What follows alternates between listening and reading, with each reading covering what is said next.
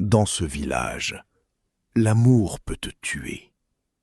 Et cette histoire a commencé par un simple regard, mais elle s'est terminée par une trahison que personne n'aurait dû découvrir. Ce que vous allez entendre maintenant n'est pas une simple histoire d'amour. C'est une histoire de famille, de mensonges et de destruction. Parce qu'ici, aimer la mauvaise personne peut détruire toute une vie. Dans une région reculée du Sahel, là où le vent soulève la poussière rouge et murmure les histoires des anciens, deux familles règnent dans une rivalité silencieuse depuis des générations. Personne ne se souvient vraiment de l'origine du conflit, mais chacun en porte encore les cicatrices. Aïssata, fille aînée d'une famille respectée, a grandi avec une seule certitude. Sa vie ne lui appartient pas vraiment. Depuis l'enfance, on lui a appris à obéir, à honorer son nom, à ne jamais remettre en question les décisions des anciens. Derrière son regard calme se cache pourtant un esprit libre, une envie de choisir, d'aimer autrement. Malik, lui, est tout ce qu'elle ne devrait jamais approcher. Issu du clan rival, il porte sur ses épaules le poids d'un nom rejeté. Mais contrairement à ce que l'on raconte sur sa famille, Malik est calme, réfléchi et profondément différent des préjugés qui l'entourent. Leur première rencontre n'aurait jamais dû arriver. Un soir, au marché, leurs regards se croisent. Rien de plus. Mais dans ce simple instant, quelque chose bascule. Un lien invisible, interdit, mais impossible à ignorer. Ils se revoient en secret, d'abord par curiosité, puis par besoin. Chaque rencontre devient plus risquée, chaque parole plus profonde. Ils partagent leurs rêves, leurs peurs, leurs blessures héritées d'un conflit qui n'est pas le leur. Et contre toute logique, ils tombent amoureux. Mais dans leur monde, l'amour ne suffit pas. Lorsque le père d'Aïssata annonce officiellement son mariage arrangé avec Idriss, un homme influent, respecté mais redouté pour son ambition froide, tout s'effondre. Ce mariage n'est pas une union d'amour, mais un pacte entre familles, une stratégie, une obligation. Aïssata est piégée. Malik, lui, refuse d'abandonner. Il lui promet qu'ils trouveront un moyen, qu'ils peuvent échapper à ce destin imposé. Mais plus ils s'accrochent à leur amour, plus le danger grandit. Puis vient la trahison. Quelqu'un les observe, quelqu'un de proche, quelqu'un qui souriait avec eux, mais qui, dans l'ombre, nourrit jalousie et rancune. Le secret éclate. La nouvelle se répand comme un feu incontrôlable. Les familles explosent de colère. Les anciens parlent de honte, de déshonneur. Aïssata est enfermée, surveillée, privée de toute liberté. Malik est menacé, accusé d'avoir manipulé, d'avoir osé franchir une limite sacrée.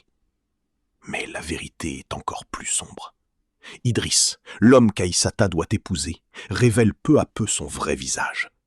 Derrière son calme apparent, il tire profit du conflit, manipulant les tensions pour renforcer son pouvoir. L'amour interdit devient alors un outil dans un jeu dangereux.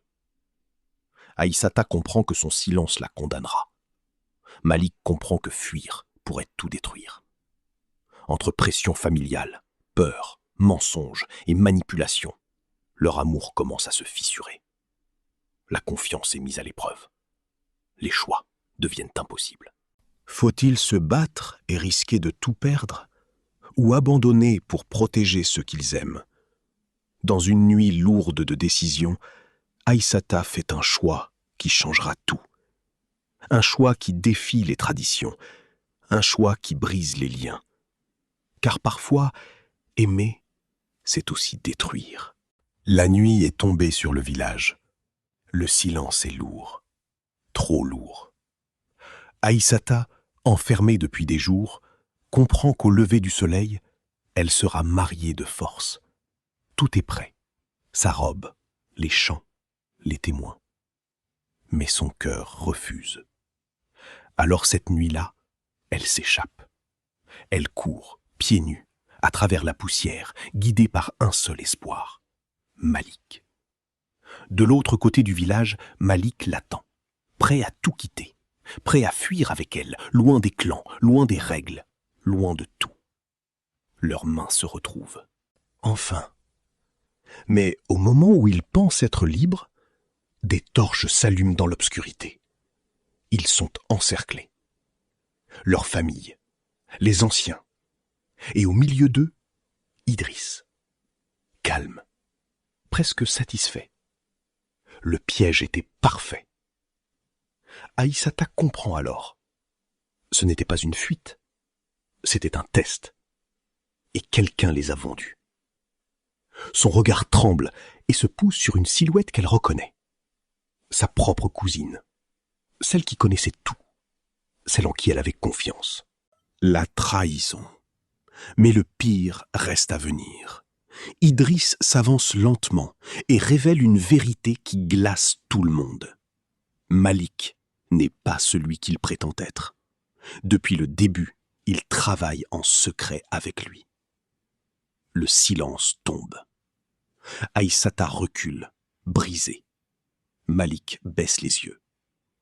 Tout leur amour, leurs promesses, leurs rêves, était-il un mensonge? Idriss sourit. Il explique tout.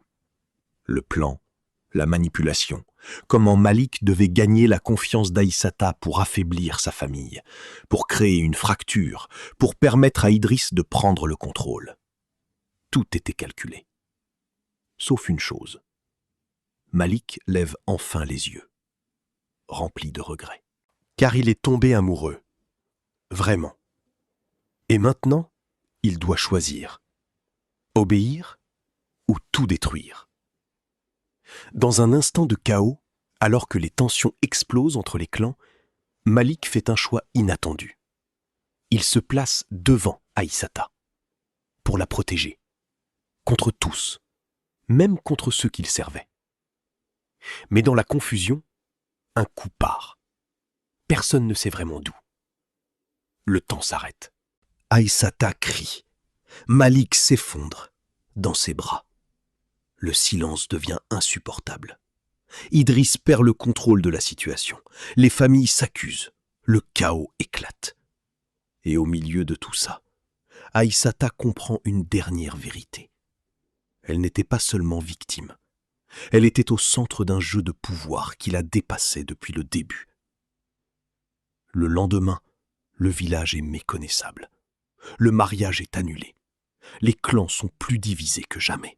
Et Aïssata a disparu. Certains disent qu'elle a fui, d'autres qu'elle a été emportée par la honte. Mais une rumeur persiste. Quelque part, loin du village, une femme avance seule, plus forte, plus froide, et prête à revenir. Pas pour aimer, mais pour se venger. Cette histoire ne fait que commencer. Parce que dans l'ombre, quelqu'un manipule encore tout. Et Aïssata n'a pas encore pris sa décision la plus dangereuse. Dans la partie 2, la vérité va commencer à brûler.